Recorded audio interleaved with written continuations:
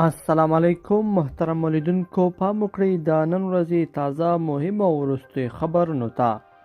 لومړی خبر: د کابل امنیې قومندانۍ ویاند خالد زدران د ټویټر له لارې هغه اوازې او ګنګوسې چې ګواکې د کابل له نړیوال هوایي ډګره ترکیې ته خلک لیږدول کیږي په بشپړه توګه دروغ بولي او وایي چې هیڅ حقیقت نه لري.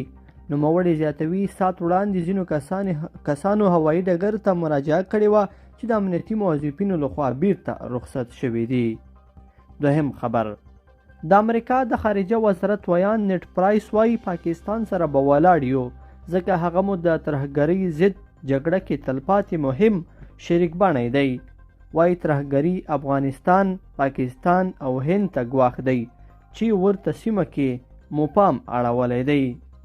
دریم خبر: کابل نه یو پلاوی ازبکستان ته استول شوی چې له دغه هیواد سره د ریل پټلۍ له لارې د تجارت بیا پیلولو کې مذاکرات وکړي. څلورم خبر: ترکیه او سوریه کې د زلزلې د مړو شمیر 9800 نه واوښته.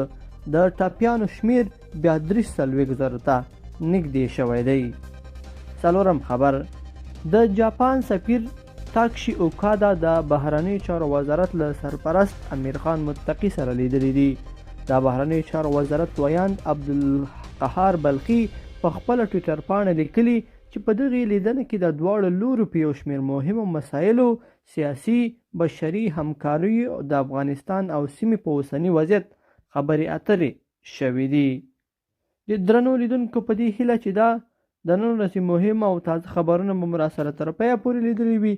کومه ویډیو خوښه شوې ویډیو لایک کړئ او چینل سبسکرایب کړئ. تر بیا ښه وخت.